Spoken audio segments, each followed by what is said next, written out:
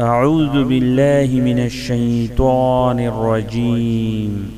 بسم الله الرحمن الرحيم. ألف لام ميم. ذلك الكتاب لا ريب فيه هدى للمتقين الذين يؤمنون بالغيب ويقيمون الصلاة ومما رزقناهم ينفقون والذين يؤمنون بما أنزل إليك وما أنزل من قبلك وبالآخرة هم يوقنون أولئك على هدى من ربهم وأولئك هم المفلحون. إن الذين كفروا سواء عليهم أأنذرتهم أم لم تنذرهم لا يؤمنون. ختم الله على قلوبهم وعلى سمعهم وعلى أبصارهم غشاوة ولهم عذاب عظيم. ومن الناس من يقول آمنا بالله وباليوم الآخر وما هم بمؤمنين يخادعون الله والذين آمنوا وما يخدعون إلا أنفسهم وما يشعرون. في قلوبهم مرض فزادهم الله مرضا ولهم عذاب أليم بما كانوا يكذبون. وإذا قيل لهم لا تفسدوا في الأرض قالوا إنما نحن مصلحون ألا إنهم هم المفسدون ولكن لا يشعرون. وإذا قيل لهم آمنوا كما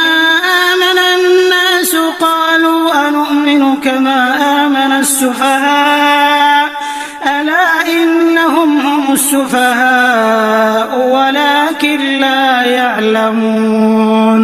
وإذا لقوا الذين آمنوا قالوا آمنا وإذا خلوا إلى شياطينهم قالوا إنا معكم إنما نحن مستهزئون. الله يستهزئ بهم ويمدهم في طغيانهم يعمهون. أولئك الذين اشتروا الضلالة بالهدى فما ربحت تجارتهم وما كانوا مهتدين. مثلهم كمثل الذي استوقد نارا فلما أضاءت ما حوله ذهب الله بنورهم وتركهم في ظلمات لا يبصرون. صم بكم عمي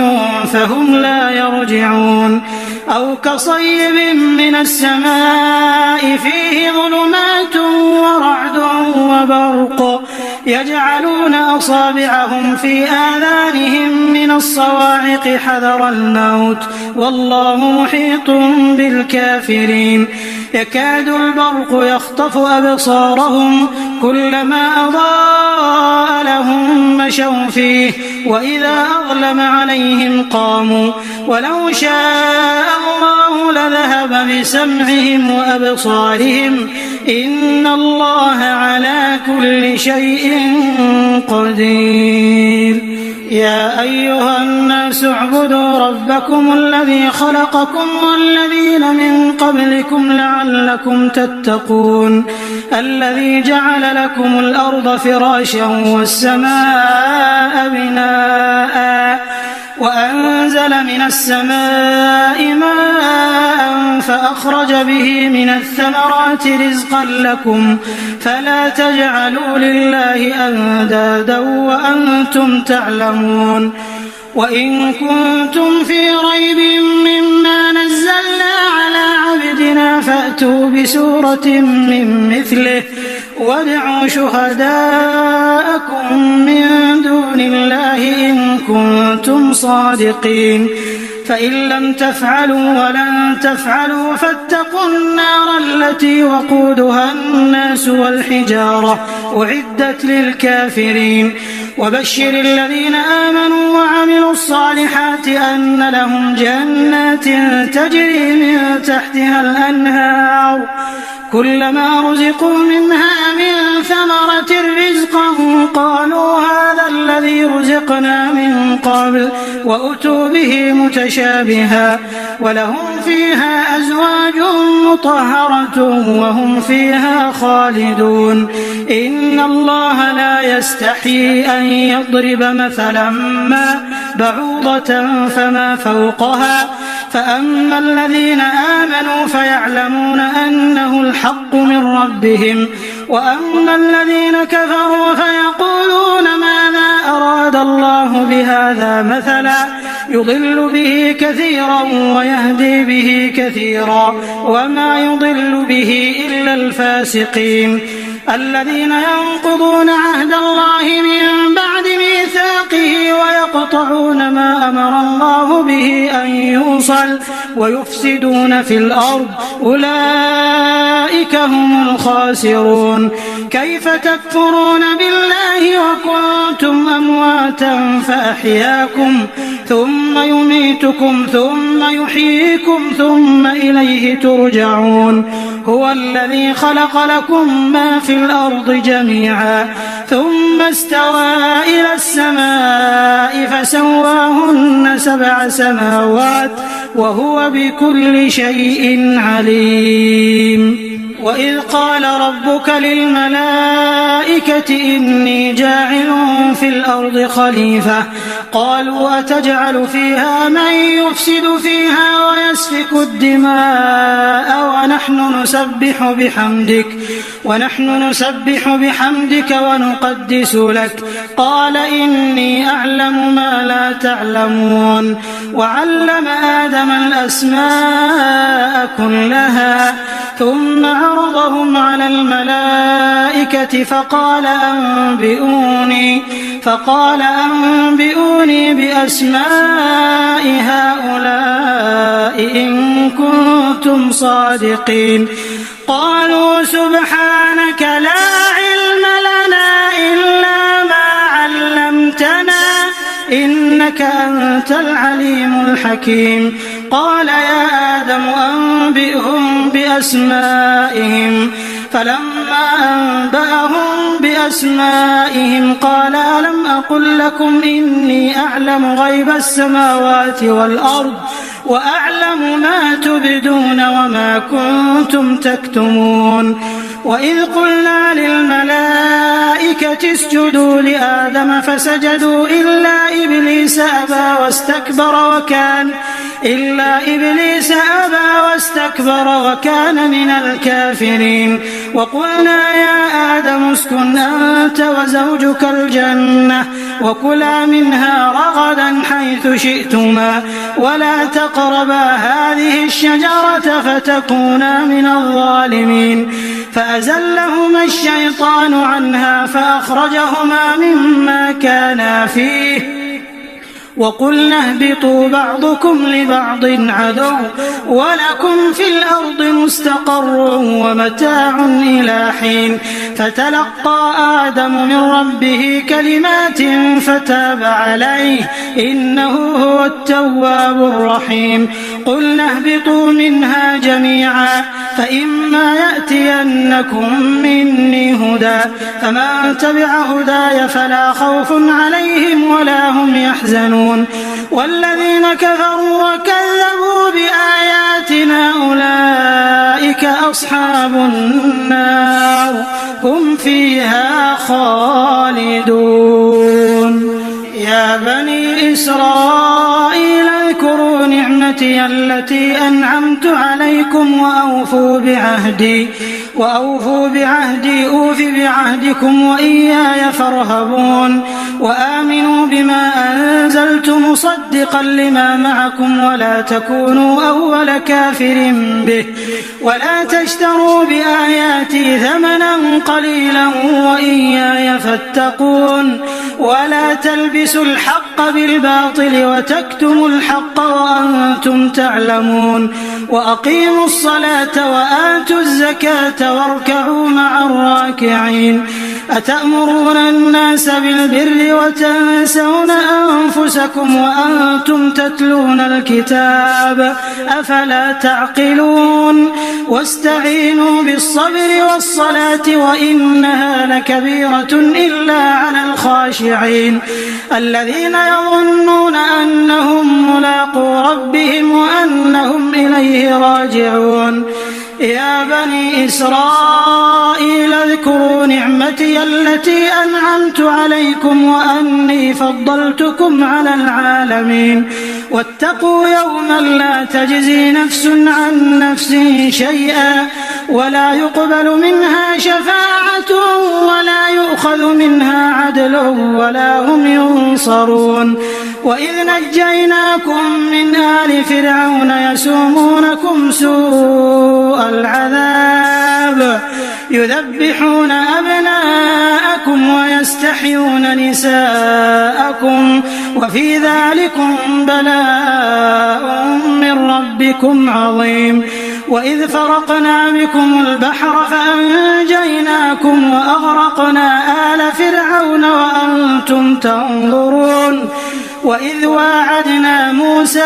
40 ليلة ثم اتخذتم العجل من بعده وأنتم ظالمون ثم عفونا عنكم من بعد ذلك لعلكم تشكرون وإذ آتينا موسى الكتاب والفرقان لعلكم تهتدون وإذ قال موسى لقومه يا قوم إنكم ظلمتم أنفسكم باتخاذكم العجل فتوبوا إلى بارئكم فاقتلوا أنفسكم ذلكم خير لكم عند بارئكم فتاب عليكم إنه هو التواب الرحيم وإذ قلتم يا موسى لن نؤمن لك حتى نرى الله جهرة فأخذتكم الصاعقة وأنتم تنظرون ثم بعثناكم من بعد موتكم لعلكم تشكرون وظللنا عليكم الغمام وأنزلنا عليكم المن والسلوى كلوا من طيبات ما رزقناكم وما ظلمونا ولكن كانوا أنفسهم يظلمون وإذ قلنا ادخلوا هذه القرية فكلوا منها حيث شئتم رغدا وادخلوا الباب سجدا وقولوا حطة نغفر لكم خطاياكم وسنزيد المحسنين فبدل الذين ظلموا قولا غير الذي قيل لهم فأنزلنا على الذين ظلموا رجزا من السماء بما كانوا يفسقون وإذ استسقى موسى لقومه فقل اضرب بعصاك الحجر فانفجرت منه 12 عينا قد علم كل أناس مشربهم كلوا واشربوا من رزق الله ولا تعثوا في الأرض مفسدين وإذ قلتم يا موسى لن نصبر على طعام واحد فادع لنا ربك يخرج لنا مما تنبت الأرض من بقلها وقثائها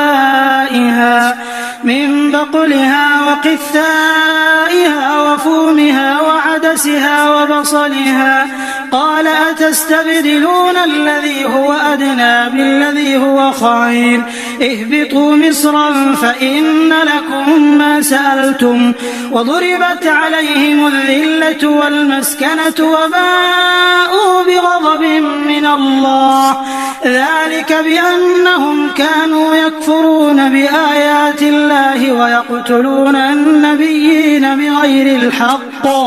ذلك بما عصوا وكانوا يعتدون إن الذين آمنوا والذين هادوا والنصارى والصابئين من آمن بالله واليوم الآخر وعمل صالحا فلهم أجرهم عند ربهم ولا خوف عليهم ولا هم يحزنون وإذ أخذنا ميثاقكم ورفعنا فوقكم الطور خذوا ما آتيناكم بقوة واذكروا ما فيه لعلكم تتقون ثم توليتم من بعد ذلك فلولا فضل الله عليكم ورحمته لكنتم من الخاسرين ولقد علمتم الذين اعتدوا منكم في السبت فقلنا لهم كونوا قردة خاسئين فجعلناها نكالا لما بين يديها وما خلفها وموعظة للمتقين. وإذ قال موسى لقومه إن الله يأمركم أن تذبحوا بقرة قالوا أتتخذنا هزوا قال أعوذ بالله أن أكون من الجاهلين. قالوا ادع لنا ربك يبين لنا ما هي قال إنه يقول إنها بقرة لا فارض ولا بكر عوان بين ذلك فافعلوا ما تؤمرون. قالوا ادع لنا ربك يبين لنا ما لونها قال إنه يقول إنها بقرة صفراء فاقع لونها تسر الناظرين. قالوا ادع لنا ربك يبين لنا ما هي إن البقرة شابه علينا وإنا إن شاء الله لمهتدون. قال إنه يقول إنها بقرة لا ذلول تثير الأرض ولا تسقي الحرث مسلمة لا شية فيها. قالوا الآن جئت بالحق فذبحوها وما كادوا يفعلون. وإذ قتلتم نفسا فادارأتم فيها والله مخرج ما كنتم تكتمون. فقلنا اضربوه ببعضها كذلك يحيي الله الموتى ويريكم آياته لعلكم تعقلون. ثم قست قلوبكم من بعد ذلك فهي كالحجارة أو أشد قسوة وإن من الحجارة لما يتفجر منه الأنهار وإن منها لما يشقق فيخرج منه الماء وإن منها لما يهبط من خشية الله وما الله بغافل عما تعملون. أفتطمعون أن يؤمنوا لكم وقد كان فريق منهم يسمعون كلام الله ثم يحرفونه من بعد ما عقلوه وهم يعلمون. وإذا لقوا الذين آمنوا قالوا آمنا وإذا خلا بعضهم إلى بعض قالوا أتحدثونهم بما فتح الله عليكم ليحاجوكم به عند ربكم أفلا تعقلون. أولا يعلمون أن الله يعلم ما يسرون وما يعلنون. ومنهم أميون لا يعلمون الكتاب إلا أماني وإن هم إلا يظنون. فويل للذين يكتبون الكتاب بأيديهم ثم يقولون هذا من عند الله ليشتروا به ثمنا قليلا فويل لهم مما كتبت أيديهم وويل لهم مما يكسبون. وقالوا لن تمسنا النار إلا أياما معدودة قل أتخذتم عند الله عهدا فلن يخلف الله عهده أم تقولون على الله ما لا تعلمون. بلى من كسب سيئة وأحاطت به خطيئته فأولئك أصحاب النار هم فيها خالدون. والذين آمنوا وعملوا الصالحات أولئك أصحاب الجنة هم فيها خالدون. وإذ أخذنا ميثاق بني إسرائيل لا تعبدون إلا الله وبالوالدين إحسانا وبالوالدين إحسانا وذي القربى واليتامى والمساكين وقولوا للناس حسنا وأقيموا الصلاة وآتوا الزكاة ثم توليتم إلا قليلا منكم وأنتم معرضون وإذ أخذنا ميثاقكم لا تسفكون دماءكم ولا تخرجون أنفسكم من دياركم ثم أقررتم وأنتم تشهدون ثم أنتم هؤلاء تقتلون أنفسكم وتخرجون فريقا منكم من ديارهم تظاهرون عليهم بالإثم والعدوان وإن يأتوكم أسارى تفادوهم وهو محرم عليكم إخراجهم أفتؤمنون ببعض الكتاب وتكفرون ببعض فما جزاء من يفعل ذلك منكم إلا خزي في الحياة الدنيا ويوم القيامة يردون إلى أشد العذاب وما الله بغافل عما تعملون أولئك الذين اشتروا الحياة الدنيا بالآخرة فلا يخفف عنهم العذاب ولا هم ينصرون ولقد آتينا موسى الكتاب وقفينا من بعده بالرسل وآتينا عيسى ابن مريم البينات وأيدناه بروح القدس أفكلما جاءكم رسول بما لا تهوى أنفسكم استكبرتم ففريقا كذبتم وفريقا تقتلون وقالوا قلوبنا غلف بل لعنهم الله بكفرهم فقليلا ما يؤمنون ولما جاءهم كتاب من عند الله مصدق لما معهم وكانوا من قبل يستفتحون على الذين كفروا فلما جاءهم ما عرفوا كفروا به فلعنة الله على الكافرين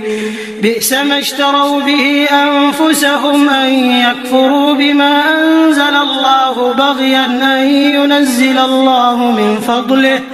أن ينزل الله من فضله على من يشاء من عباده فباءوا بغضب على غضب وللكافرين عذاب مهين وإذا قيل لهم آمنوا بما أنزل الله قالوا نؤمن بما أنزل علينا ويكفرون بما وراءه وهو الحق مصدقا لما معهم قل فلم تقتلون أنبياء الله من قبل إن كنتم مؤمنين ولقد جاءكم موسى بالبينات ثم اتخذتم العجل من بعده وأنتم ظالمون وإذ أخذنا ميثاقكم ورفعنا فوقكم الطور خذوا ما آتيناكم بقوة واسمعوا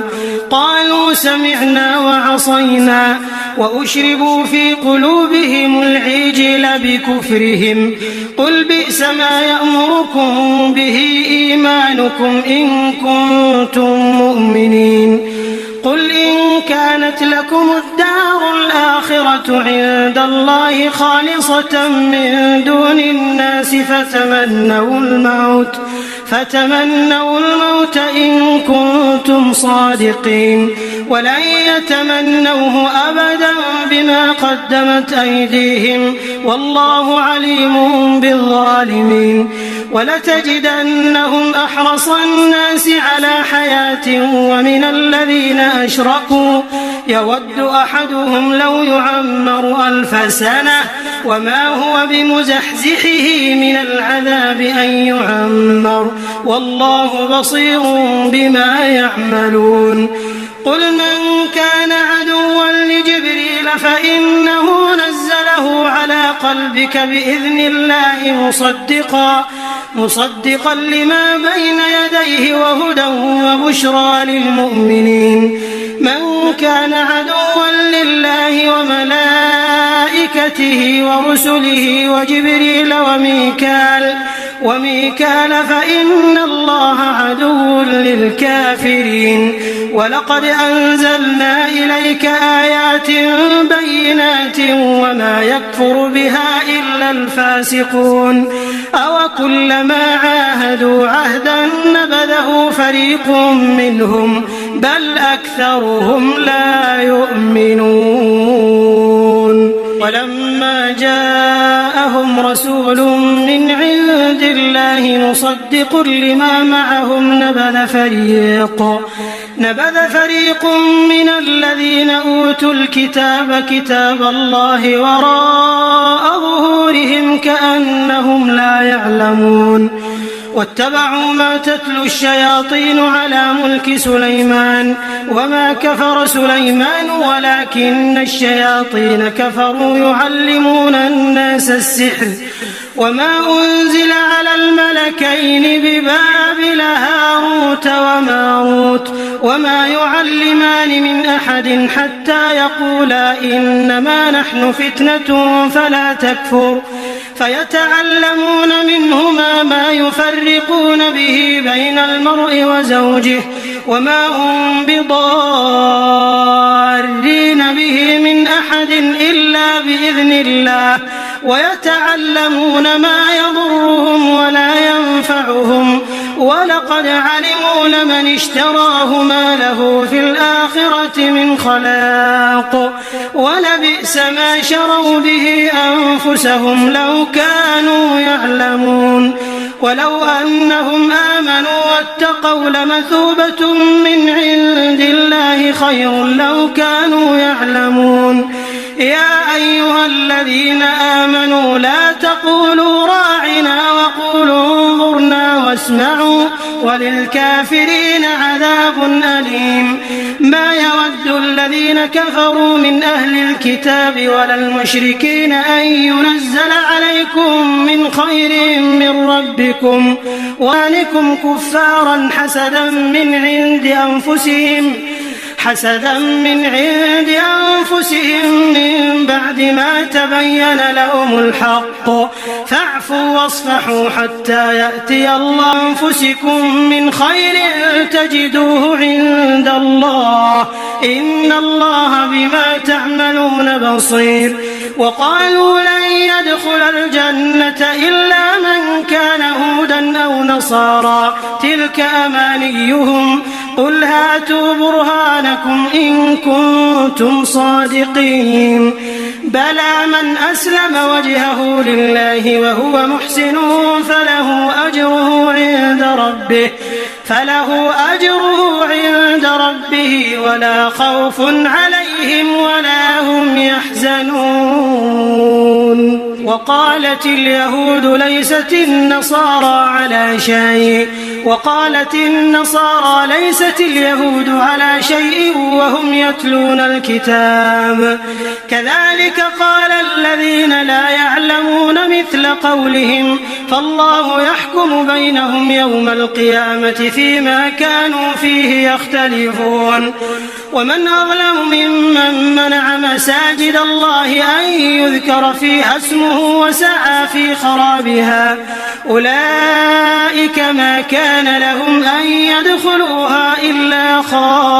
خائفين لهم في الدنيا خزي ولهم في الآخرة عذاب عظيم. ولله المشرق والمغرب فأينما تولوا فثم وجه الله إن الله واسع عليم. وقالوا اتخذ الله ولدا سبحانه بل له ما في السماوات والأرض كل له قانتون.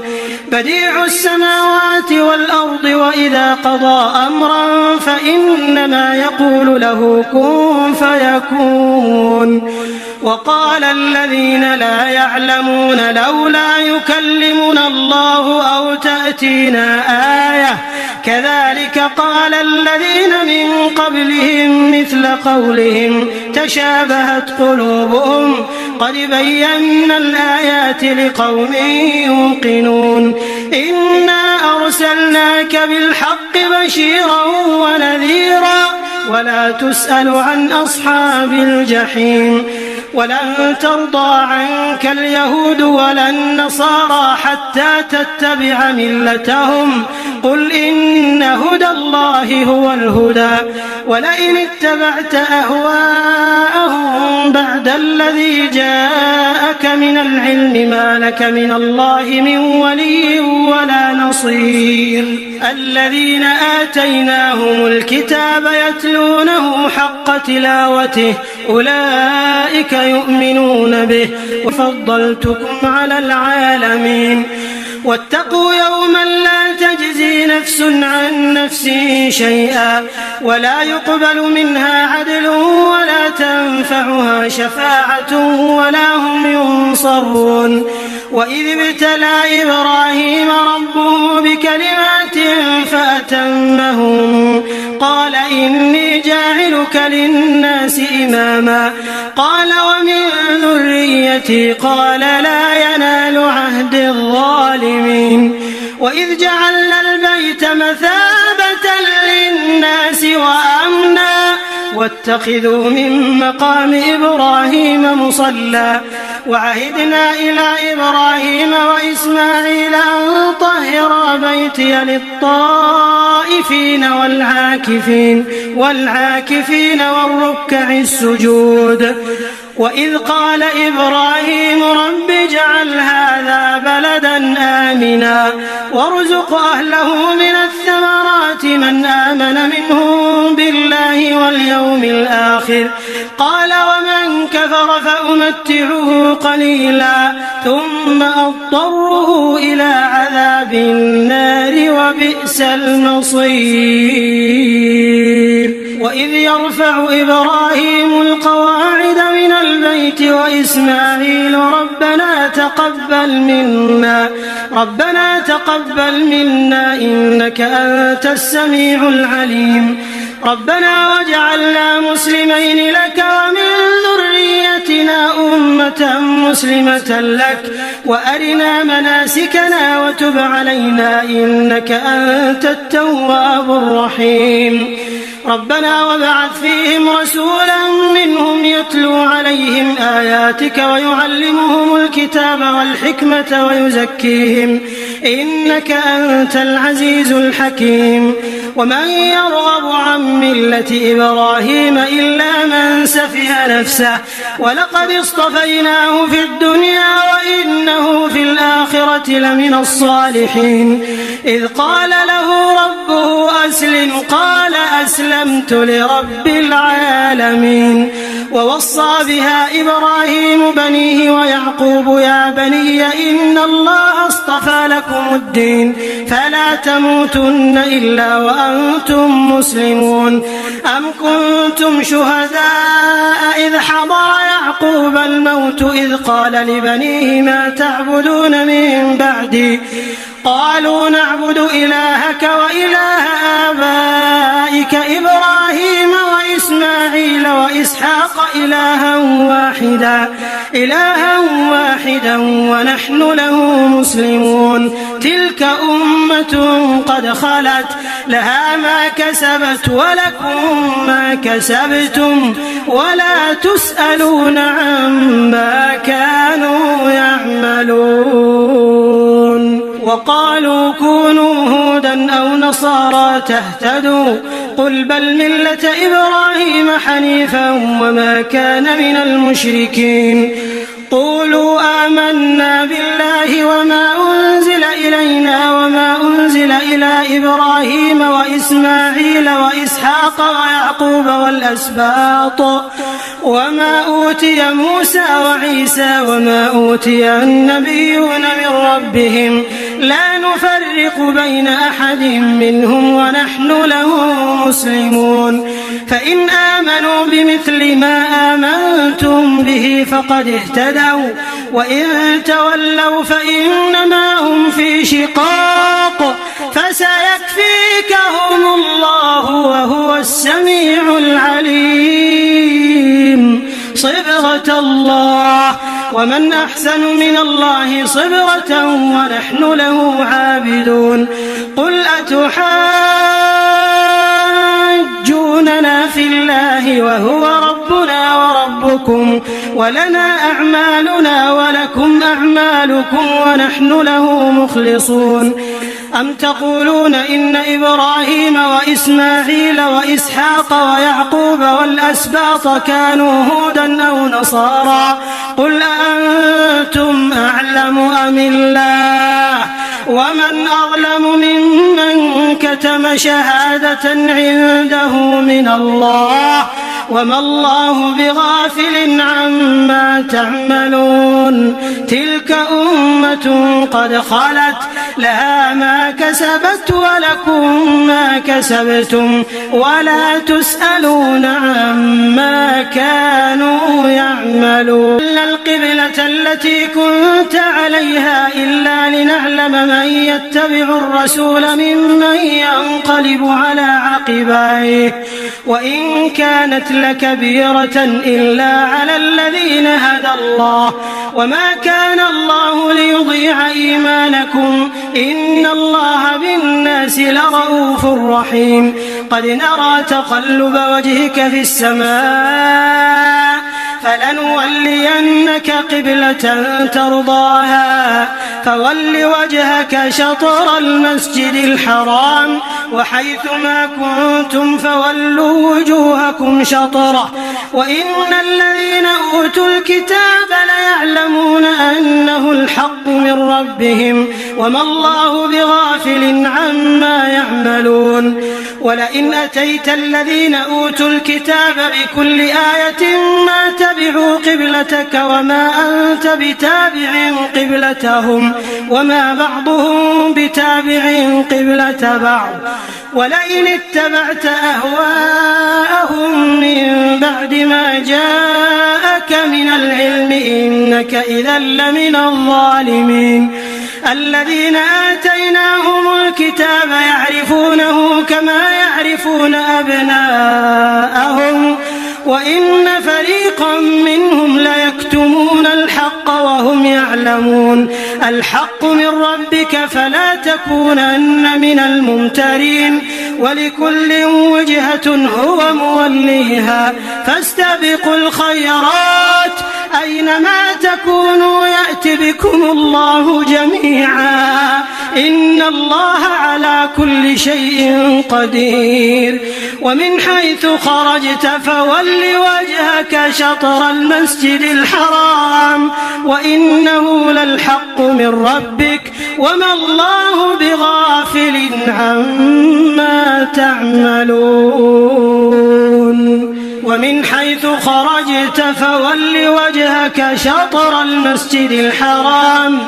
وحيث ما كنتم فولوا وجوهكم شطره لئلا يكون للناس عليكم حجة إلا الذين ظلموا منهم فلا تخشوهم واخشوني ولأتم نعمتي عليكم ولعلكم تهتدون كما أرسلنا فيكم رسولا منكم يتلو عليكم آياتنا ويزكيكم ويعلمكم الكتاب والحكمة ويعلمكم ما لم تكونوا تعلمون فاذكروني أذكركم واشكروا لي ولا تكفرون يا أيها الذين آمنوا استعينوا بالصبر والصلاة إن الله مع الصابرين ولا تقولوا لمن يقتل في سبيل الله أموات بل أحياء ولكن لا تشعرون ولنبلونكم بشيء من الخوف والجوع ونقص من الأموال والأنفس والثمرات وبشر الصابرين الذين إذا أصابتهم مصيبة قالوا إنا لله وإنا إليه راجعون أولئك عليهم صلوات من ربهم ورحمة وأولئك هم المهتدون إن الصفا والمروة من شعائر الله فمن حج البيت أو اعتمر فلا جناح عليه أن يطوف بهما ومن تطوع خيرا فإن الله شاكر عليم إن الذين يكتمون ما أنزلنا من البينات والهدى من بعد ما بيناه للناس في الكتاب أولئك يلعنهم الله ويلعنهم اللاعنون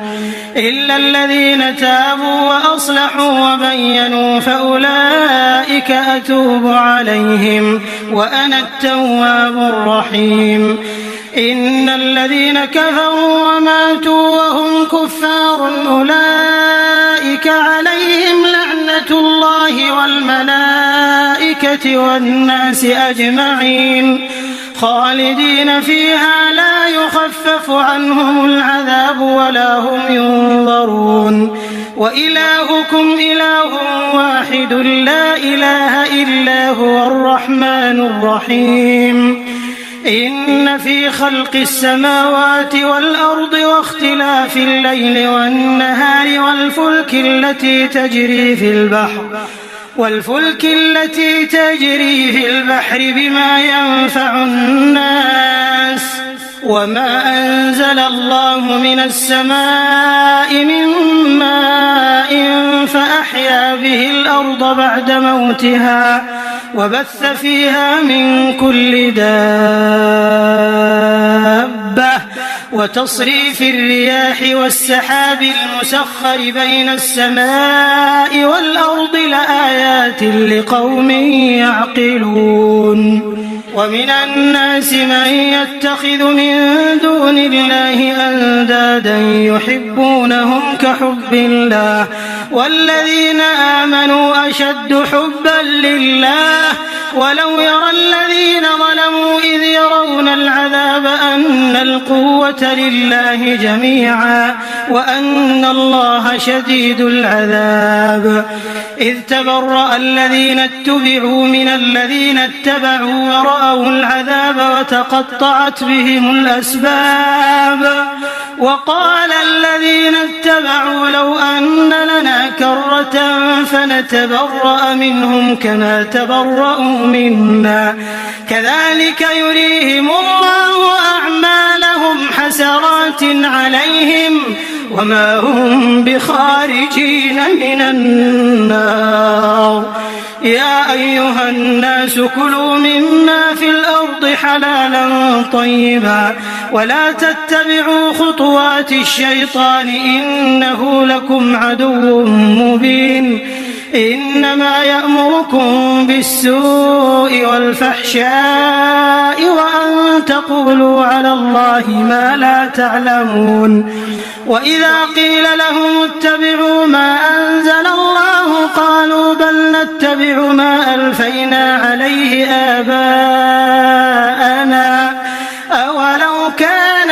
آباؤهم لا يعقلون شيئا ولا يهتدون ومثل الذين كفروا كمثل الذي ينعق بما لا يسمع إلا دعاء ونداء صم بكم عمي فهم لا يعقلون يا أيها الذين آمنوا كلوا من طيبات ما رزقناكم واشكروا لله إن كنتم إياه تعبدون. إنما حرم عليكم الميتة والدم ولحم الخنزير وما أهل به لغير الله، فمن اضطر غير باغ ولا عاد فلا إثم عليه، إن الله غفور رحيم. إن الذين يكتمون ما أنزل الله من الكتاب ويشترون به ثمنا قليلا أولئك ما يأكلون في بطونهم إلا النار، ولا يكلمهم الله يوم القيامة ولا يزكيهم ولهم عذاب أليم. أولئك الذين اشتروا الضلالة بالهدى والعذاب بالمغفرة فما أصبرهم على النار، ذلك بأن الله نزل الكتاب بالحق وإن الذين اختلفوا في الكتاب لفي شقاق بعيد. ليس البر أن تولوا وجوهكم قبل المشرق والمغرب ولكن البر من آمن بالله واليوم الآخر والملائكة والكتاب والنبيين وآتى المال على حبه ذوي القربى واليتامى والمساكين وابن السبيل والسائلين وفي الرقاب وأقام الصلاة وآتى الزكاة والموفون بعهدهم إذا عاهدوا والصابرين في البأساء والضراء وحين البأس، أولئك الذين صدقوا وأولئك هم المتقون. يا أيها الذين آمنوا كتب عليكم القصاص في القتلى، الحر بالحر والعبد بالعبد والأنثى بالأنثى، فمن عفي له من أخيه شيء فاتباع بالمعروف وأداء إليه بإحسان، ذلك تخفيف من ربكم ورحمة، فمن اعتدى بعد ذلك فله عذاب أليم. ولكم في القصاص حياة يا أولي الألباب لعلكم تتقون. كتب عليكم إذا حضر أحدكم الموت إن ترك خيرا الوصية للوالدين والأقربين بالمعروف حقا على المتقين، فمن بدله بعدما سمعه فإنما إثمه على الذين يبدلونه، إن الله سميع عليم. فمن خاف من موص جنفا أو إثما فأصلح بينهم فلا إثم عليه، إن الله غفور رحيم. يا أيها الذين آمنوا كتب عليكم الصيام كما كتب على الذين من قبلكم لعلكم تتقون، أياما معدودات، فمن كان منكم مريضا أو على سفر فعدة من أيام أخر، وعلى الذين يطيقونه فدية طعام مسكين، فمن تطوع خيرا فهو خير له، وأن تصوموا خير لكم إن كنتم تعلمون. شهر رمضان الذي أنزل فيه القرآن هدى للناس وبينات من الهدى والفرقان، فمن شهد منكم الشهر فليصم، ومن كان مريضا أو على سفر فعدة من أيام أخر، يريد الله بكم اليسر ولا يريد بكم العسر، ولتكملوا العدة ولتكبروا الله على ما هداكم ولعلكم تشكرون. وإذا سألك عبادي عني فإني قريب أجيب دعوة الداع إذا دعان، فليستجيبوا لي وليؤمنوا بي لعلهم يرشدون. أحل لكم ليلة الصيام الرفث إلى نسائكم هن لباس لكم وأنتم لباس لهن علم الله أنكم كنتم تختانون أنفسكم فتاب عليكم وعفى عنكم فالآن باشروهن وابتغوا ما كتب الله لكم وكلوا واشربوا حتى يتبين لكم الخيط الأبيض من الخيط الأسود من الفجر ثم أتموا الصيام إلى الليل ولا تباشروهن وأنتم عاكفون في المساجد تلك حدود الله فلا تقربوها كذلك يبين الله آياته للناس لعلهم يتقون ولا تأكلوا أموالكم بينكم بالباطل وتدلوا بها إلى الحكام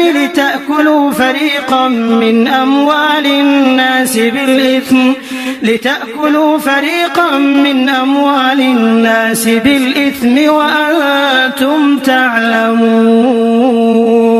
يسألونك عن الأهلة قل هي مواقيت للناس والحج وليس البر بأن تأتوا البيوت من ظهورها ولكن البر من اتقى وأتوا البيوت من أبوابها واتقوا الله لعلكم تفلحون وقاتلوا في سبيل الله الذين يقاتلونكم ولا تعتدوا إن الله لا يحب المعتدين وقتلوهم حيث ثقفتموهم وأخرجوهم من حيث أخرجوكم والفتنة أشد من القتل ولا تقاتلوهم عند المسجد الحرام حتى يقاتلوكم فيه فإن قاتلوكم فاقتلوهم كذلك جزاء الكافرين فإن انتهوا فإن الله غفور رحيم وقاتلوهم حتى لا تكون فتنة ويكون الدين لله فإن انتهوا فلا عدوان إلا على الظالمين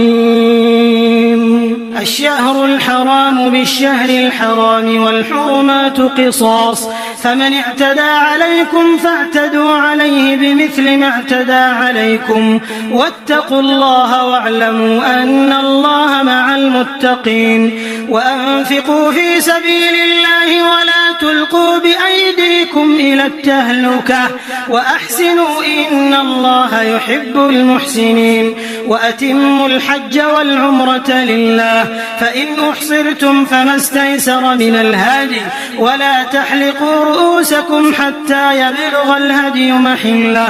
فمن كان منكم مريضا أو به أذى من رأسه ففدية من صيام أو صدقة أو نسك فإذا أمنتم فمن تمتع بالعمرة إلى الحج فما استيسر من الهدي فمن لم يجد فصيام 3 أيام في الحج و7 إذا رجعتم تلك 10 كاملة ذلك لمن لم يكن أهله حاضر المسجد الحرام واتقوا الله واعلموا أن الله شديد العقاب الحج أشهر معلومات فمن فرض فيهن الحج فلا رفث ولا فسوق ولا جدال في الحج وما تفعلوا من خير يعلمه الله وتزودوا فإن خير الزاد التقوى واتقون يا أولي الألباب ليس عليكم جناح أن تبتغوا فضلا من ربكم فإذا أفضتم من عرفات فاذكروا الله عند المشعر الحرام واذكروه كما هداكم وإن كنتم من قبله لمن الضالين ثم أفيضوا من حيث أفاض الناس واستغفروا الله إن الله غفور رحيم. فإذا قضيتم مناسككم فاذكروا الله كذكركم آباءكم أو أشد ذكرا. فمن الناس من يقول ربنا آتنا في الدنيا وما له في الآخرة من خلاق، ومنهم من يقول ربنا آتنا في الدنيا حسنة وفي الآخرة حسنة وقنا عذاب النار. أولئك لهم نصيب مما كسبوا والله سريع الحساب. واذكروا الله في أيام معدودات، فمن تعجل في يومين فلا إثم عليه، ومن تأخر فلا إثم عليه لمن اتقى. واتقوا الله واعلموا أنكم إليه تحشرون.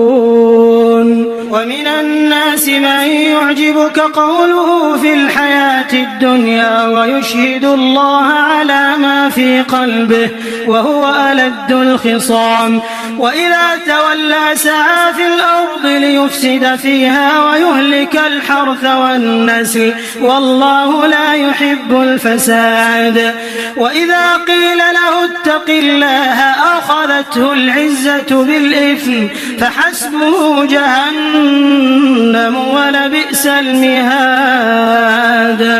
ومن الناس من يشري نفسه ابتغاء مرضات الله والله رؤوف بالعباد. يا أيها الذين آمنوا ادخلوا في السلم كافة ولا تتبعوا خطوات الشيطان إنه لكم عدو مبين. فإن زللتم من بعد ما جاءتكم البينات فاعلموا أن الله عزيز حكيم.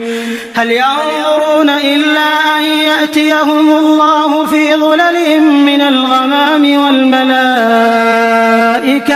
وقضي الأمر وإلى الله ترجع الأمور. سل بني إسرائيل كم آتيناهم من آية بينة ومن يبدل نعمة الله من بعد ما جاءته فإن الله شديد العقاب. زين للذين كفروا الحياة الدنيا ويسخرون من الذين آمنوا والذين اتقوا فوقهم يوم القيامة والله يرزق من يشاء بغير حساب. كان الناس أمة واحدة فبعث الله النبيين مبشرين ومنذرين وأنزل معهم الكتاب بالحق ليحكم بين الناس فيما اختلفوا فيه وما اختلف فيه إلا الذين أوتوه من بعد ما جاءتهم البينات بغيا بينهم فهدى الله الذين آمنوا لما اختلفوا فيه من الحق بإذنه والله يهدي من يشاء إلى صراط مستقيم. أم حسبتم أن تدخلوا الجنة ولما يأتكم مثل الذين خلوا من قبلكم مستهم البأساء والضراء وزلزلوا حتى يقول الرسول والذين آمنوا معه متى نصر الله ألا إن نصر الله قريب. يسألونك ماذا ينفقون قل ما أنفقتم من خير فللوالدين والأقربين واليتامى والمساكين وابن السبيل وما تفعلوا من خير فإن الله به عليم. كتب عليكم القتال وهو كره لكم وعسى أن تكرهوا شيئا وهو خير لكم وعسى أن تحبوا شيئا وهو شر لكم والله يعلم وأنتم لا تعلمون. يسألونك عن الشهر الحرام قتال فيه قل قتال فيه كبير وصد عن سبيل الله وكفر به والمسجد الحرام وإخراج أهله منه أكبر عند الله والفتنة أكبر من القتل ولا يزالون يقاتلونكم حتى يردوكم عن دينكم إن استطاعوا ومن يرتدد منكم عن دينه فيمت وهو كافر فأولئك حبطت أعمالهم في الدنيا والآخرة وأولئك أصحاب النار هم فيها خالدون إن الذين آمنوا والذين هاجروا وجاهدوا في سبيل الله أولئك يرجون رحمة الله والله غفور رحيم يسألونك عن الخمر والميسر قل فيهما إثم كبير ومنافع للناس وإثمهما أكبر من نفعهما ويسألونك ماذا ينفقون قل العفو كذلك يبين الله لكم الآيات لعلكم تتفكرون في الدنيا والآخرة ويسألونك عن اليتامى قل إصلاح لهم خير وإن تخالطوهم فإخوانكم والله يعلم المفسد من المصلح ولو شاء الله لأعنتكم إن الله عزيز حكيم ولا تنكحوا المشركات حتى يؤمنوا ولأمة مؤمنة خير من مشركة ولو أعجبتكم ولا تنكحوا المشركين حتى يؤمنوا ولعبد مؤمن خير من مشرك ولو أعجبكم أولئك يدعون إلى النار والله يدعو إلى الجنة والمغفرة بإذنه ويبين آياته للناس لعلهم يتذكرون ويسألونك عن المحيض قل هو أذى فاعتزلوا النساء في المحيض ولا تقربوهن حتى يطهرن فإذا تطهرن فأتوهن من حيث أمركم الله إن الله يحب التوابين ويحب المتطهرين نساؤكم حرث لكم فأتوا حرثكم أنى شئتم وقدموا لأنفسكم واتقوا الله واعلموا أنكم ملاقوه وبشر المؤمنين ولا تجعلوا الله عرضة لأيمانكم أن تبروا وتتقوا وتصلحوا بين الناس والله سميع عليم لا يؤاخذكم الله باللغو في أيمانكم ولكن يؤاخذكم بما كسبت قلوبكم والله غفور حليم للذين يؤلون من نسائهم تربص 4 أشهر فإن فاءوا فإن الله غفور رحيم وإن عزموا الطلاق فإن الله سميع عليم والمطلقات يتربصن بأنفسهن 3 قروء ولا يحل لهن أن يكتمن ما خلق الله في أرحامهن إن كن يؤمن بالله واليوم الآخر وبعولتهن أحق بردهن في ذلك إن أرادوا إصلاحا ولهن مثل الذي عليهن بالمعروف وللرجال عليهن درجة والله عزيز حكيم الطلاق 2 فإمساك بمعروف أو تسريح بإحسان ولا يحل لكم أن تأخذوا مما آتيتموهن شيئا إلا أن إلا أن يخافا ألا يقيما حدود الله، فإن خفتم ألا يقيما حدود الله فلا جناح عليهما فيما افتدت به، تلك حدود الله فلا تعتدوها، ومن يتعد حدود الله فأولئك هم الظالمون. فإن طلقها فلا تحل له من بعد حتى تنكح زوجا غيره،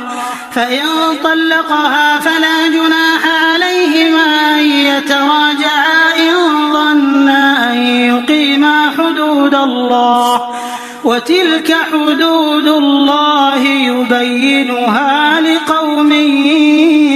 يعلمون. وإذا طلقتم النساء فبلغن أجلهن فأمسكوهن بمعروف أو سرحوهن بمعروف، ولا تمسكوهن ضرارا لتعتدوا، ومن يفعل ذلك فقد ظلم نفسه. ولا تتخذوا آيات الله هزوا، واذكروا نعمة الله عليكم وما أنزل عليكم من الكتاب والحكمة يعظكم به، واتقوا الله واعلموا أن الله بكل شيء عليم. وإذا طلقتم النساء فبلغن أجلهن فلا تعضلوهن أن ينكحن أزواجهن إذا تراضوا بينهم بالمعروف، ذلك يوعظ به من كان منكم يؤمن بالله واليوم الآخر، ذلكم أزكى لكم وأطهر، والله يعلم وأنتم لا تعلمون. والوالدات يرضعن أولادهن حولين كاملين لمن أراد أن يتم الرضاعة، وعلى المولود له رزقهن وكسوتهن بالمعروف، لا تكلف نفس إلا وسعها، لا تضار والدة بولدها ولا مولود له بولده، وعلى الوارث مثل ذلك، فإن أرادا فصالا عن تراض منهما وتشاور فلا جناح عليهما. وإن أردتم أن تسترضعوا أولادكم فلا جناح عليكم إذا سلمتم ما آتيتم بالمعروف، واتقوا الله واعلموا أن الله بما تعملون بصير. والذين يتوفون منكم ويذرون أزواجا يتربصن بأنفسهن 4 أشهر و10، فإذا بلغن أجلهن فلا جناح عليكم فيما فعلن في أنفسهن بالمعروف، والله بما تعملون خبير. ولا جناح عليكم فيما عرضتم به من خطبة النساء أو أكننتم في أنفسكم، علم الله أنكم ستذكرونهن ولكن لا تواعدوهن سرا إلا أن تقولوا قولا معروفا، ولا تعزموا عقدة النكاح حتى يبلغ الكتاب أجله، واعلموا أن الله يعلم ما في أنفسكم فاحذروه، واعلموا أن الله غفور حليم. لا جناح عليكم إن طلقتم النساء ما لم تمسوهن أو تفرضوا لهن فريضة، ومتعوهن على الموسع قدره وعلى المقتر قدره متاعا بالمعروف حقا على المحسنين. وإن طلقتموهن من قبل أن تمسوهن وقد فرضتم لهن فريضة فنصف ما فرضتم إلا أن يعفون أو يعفو الذي بيده عقدة النكاح، وأن تعفوا أقرب للتقوى ولا تنسوا الفضل بينكم إن الله بما تعملون بصير حافظوا على الصلوات والصلاة الوسطى وقوموا لله قانتين فإن خفتم فرجالا أو ركبانا فإذا أمنتم فاذكروا الله كما علمكم ما لم تكونوا تعلمون والذين يتوفون منكم ويذرون أزواجا وصية لأزواجهم متاعا إلى الحول غير إخراج فإن خرجن فلا جناح عليكم فيما فعلن في أنفسهن من معروف والله عزيز حكيم وللمطلقات متاع بالمعروف حقا على المتقين كذلك يبين الله لكم آياته لعلكم تعقلون ألم تر إلى الذين خرجوا من ديارهم وهم ألوف حذر الموت فقال لهم الله موتوا ثم أحياهم إن الله لذو فضل على الناس ولكن أكثر الناس لا يشكرون وقاتلوا في سبيل الله واعلموا أن الله سميع عليم من ذا الذي يقرض الله قرضا حسنا فيضاعفه له أضعافا كثيرة والله يقبض ويبسط وإليه ترجعون ألم تر إلى الملأ من بني إسرائيل من بعد موسى إذ قالوا لنبي له مبعث لنا ملكا نقاتل في سبيل الله قال هل عسيتم إن كتب عليكم القتال ألا تقاتلوا قالوا وما لنا ألا نقاتل في سبيل الله وقد أخرجنا من ديارنا وأبنائنا فلما كتب عليهم القتال تولوا إلا قليلا منهم والله عليم بالظالمين وقال لهم نبيهم إن الله قد بعث لكم طالوت ملكا قالوا أنى يكون له الملك علينا ونحن أحق بالملك منه ولم يؤت سعة من المال قال إن الله اصطفاه عليكم وزاده بسطة في العلم والجسم والله يؤتي ملكه من يشاء والله واسع عليم وقال لهم نبيهم إن آية ملكه أن يأتيكم التابوت فيه سكينة من ربكم وبقية مما ترك آل موسى وآل هارون تحمله الملائكة إن في ذلك لآية لكم إن كنتم مؤمنين فلما فصل طالوت بالجنود قال إن الله مبتليكم بنهر فمن شرب منه فليس مني ومن لم يطعمه فإنه مني إلا من اغترف غرفة بيده فشربوا منه إلا قليلا منهم فلما جاوزه هو والذين آمنوا معه قالوا لا طاقة لنا اليوم بجالوت وجنوده قال الذين يظنون أنهم ملاقوا الله كم من فئة قليلة غلبت فئة كثيرة بإذن الله والله مع الصابرين ولما برزوا لجالوت وجنوده قالوا ربنا أفرغ علينا صبرا وثبت أقدامنا وانصرنا على القوم الكافرين فهزموهم بإذن الله وقتل داود جالوت وآتاه الله الملك والحكمة وعلمه مما يشاء ولولا دفع الله الناس بعضهم ببعض لفسدت الأرض ولكن الله ذو فضل على العالمين. تلك آيات الله نتلوها عليك بالحق وإنك لمن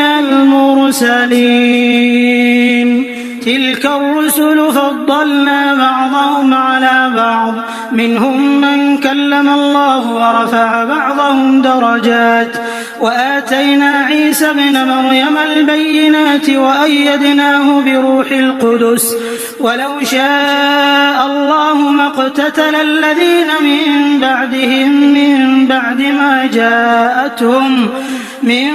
ما جاءتهم البينات ولكن اختلفوا، فمنهم من آمن ومنهم من كفر. ولو شاء الله ما اقتتلوا ولكن الله يفعل ما يريد. يا أيها الذين آمنوا أنفقوا مما رزقناكم من قبل أن يأتي يوم لا بيع فيه ولا خلة ولا شفاعة والكافرون هم الظالمون. الله لا إله إلا هو الحي القيوم لا تأخذه سنة ولا نوم، له ما في السماوات وما في الأرض. من ذا الذي يشفع عنده إلا بإذنه، يعلم ما بين أيديهم وما خلفهم، ولا يحيطون بشيء من علمه إلا بما شاء. وسع كرسيه السماوات والأرض ولا يؤوده حفظهما وهو العلي العظيم. لا إكراه في الدين قد تبين الرشد من الغي، فمن يكفر بالطاغوت ويؤمن بالله فقد استمسك بالعروة الوثقى لا انفصام لها، والله سميع عليم. الله ولي الذين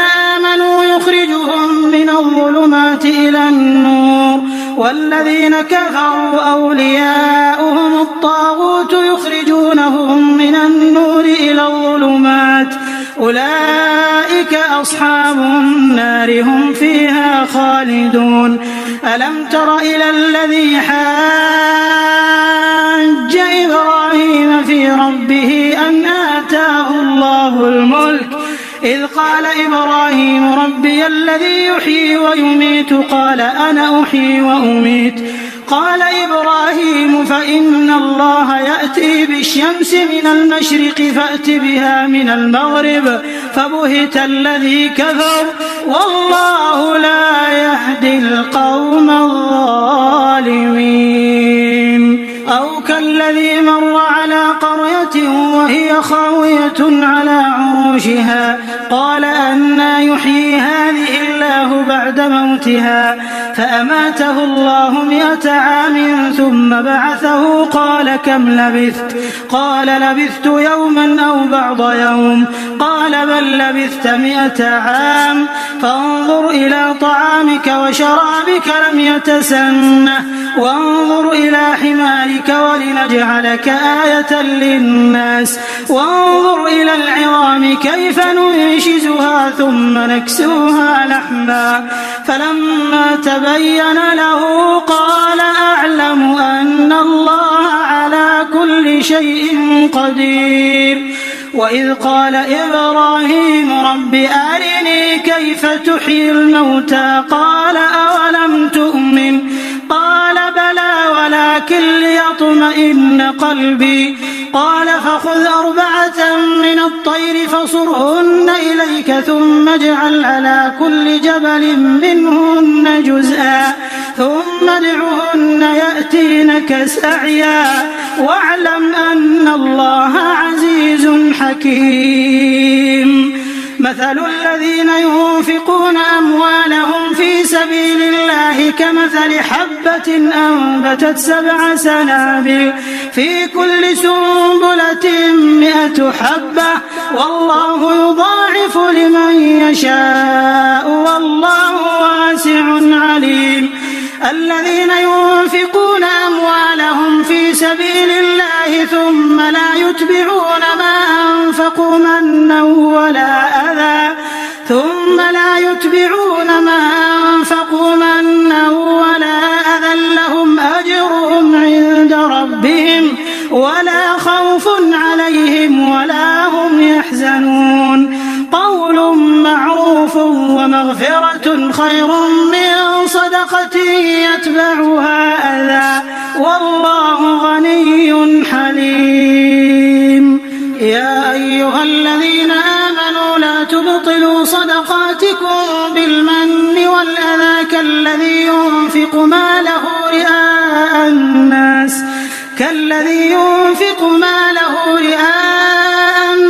ولا يؤمن بالله واليوم الآخر فمثله كمثل صفوان عليه تراب فأصابه وابل فتركه صلدا لا يقدرون على شيء مما كسبوا والله لا يهدي القوم الكافرين. ومثل الذين ينفقون أموالهم ابتغاء مرضات الله وتثبيتا من أنفسهم كمثل جنة بربوة أصابها وابل فآتت أكلها ضعفين فإن لم يصبها وابل فطل والله بما تعملون بصير. أيود أحدكم أن تكون له جنة من نخيل وأعناب تجري من تحتها الأنهار له فيها من كل الثمرات وأصابه الكبر وله ذرية ضعفاء فأصابها إعصار فيه نار فاحترقت كذلك يبين الله لكم الآيات لعلكم تتفكرون. يا أيها الذين آمنوا أنفقوا من طيبات ما كسبتم ومما أخرجنا لكم من الأرض ولا تيمموا الخبيث منه تنفقون ولستم بآخذيه إلا أن تغمضوا فيه واعلموا أن الله غني حميد. الشيطان يعدكم الفقر ويأمركم بالفحشاء والله يعدكم مغفرة منه وفضلا والله واسع عليم. يؤتي الحكمة من يشاء ومن يؤت الحكمة فقد أوتي خيرا كثيرا وما يذكر إلا أولو الألباب. وما أنفقتم من نفقة أو نذرتم من نذر فإن الله يعلمه وما للظالمين من أنصار. إن تبدوا الصدقات فنعما هي وإن تخفوها وتؤتوها الفقراء فهو خير لكم ويكفر عنكم من سيئاتكم والله بما تعملون خبير. ليس عليك هداهم ولكن الله يهدي من يشاء وما تنفقوا من خير فلأنفسكم وما تنفقون إلا ابتغاء وجه الله وما تنفقوا من خير يوفى إليكم وأنتم لا تظلمون. للفقراء الذين أحصروا في سبيل الله لا يستطيعون ضربا في الأرض يحسبهم الجاهل أغنياء من التعفف تعرفهم بسيماهم لا يسألون الناس إلحافا وما تنفقوا من خير فإن الله به عليم. الذين ينفقون أموالهم بالليل والنهار سرا وعلانية فلهم أجرهم عند ربهم ولا خوف عليهم ولا هم يحزنون. الذين يأكلون الربا لا يقومون إلا كما يقوم الذي يتخبطه يتخبطه الشيطان من المس ذلك بأنهم قالوا إنما البيع مثل الربا وأحل الله البيع وحرم الربا فمن جاءه موعظة من ربه فانتهى فله ما سلف وأمره إلى الله ومن عاد فأولئك أصحاب النار هم فيها خالدون يمحق الله الربا ويربي الصدقات والله لا يحب كل كفار أثيم إن الذين آمنوا وعملوا الصالحات وأقاموا الصلاة وآتوا الزكاة لهم أجرهم عند ربهم ولا خوف عليهم ولا هم يحزنون يا أيها الذين آمنوا اتقوا الله وذروا ما بقي من الربا إن كنتم مؤمنين فإن لم تفعلوا فأذنوا بحرب من الله ورسوله وإن تبتم فلكم رؤوس أموالكم لا تظلمون ولا تظلمون وإن كان ذو عسرة فنظرة إلى ميسرة وأن تصدقوا خير لكم إن كنتم تعلمون واتقوا يوما ترجعون فيه إلى الله ثم توفى كل نفس ما كسبت وهم لا يظلمون يا أيها الذين آمنوا إذا تداينتم بدين إلى أجل مسمى فاكتبوه وليكتب بينكم كاتب بالعدل ولا يأب كاتب أن يكتب كما علمه الله فليكتب وليملل الذي عليه الحق وليتق الله ربه ولا يبخس منه شيئا فإن كان الذي عليه الحق سفيها أو ضعيفا أو لا يستطيع أن يمل هو فليملل وليه بالعدل واستشهدوا شهيدين من رجالكم فإن لم يكونا رجلين فرجل وامرأتان ممن ترضون من الشهداء أن تضل إحداهما فتذكر إحداهما الأخرى ولا يأبى الشهداء إذا ما دعوا ولا تسأموا أن تكتبوه صغيرا أو كبيرا إلى أجله ذلكم أقسط عند الله وأقوم للشهادة وأدنى ألا ترتابوا إلا أن تكون تجارة حاضرة تديرونها بينكم فليس عليكم جناح ألا تكتبوها وأشهدوا إذا تبايعتم ولا يضار كاتب ولا شهيد وإن تفعلوا فإنه فسوق بكم واتقوا الله ويعلمكم الله والله بكل شيء عليم وإن كنتم على سفر ولم تجدوا كاتبا فرهان مقبوضة فإن أمن بعضكم بعضا فليؤد الذي ائتمن أمانته وليتق الله ربه ولا تكتموا الشهادة ومن يكتمها فإنه آثم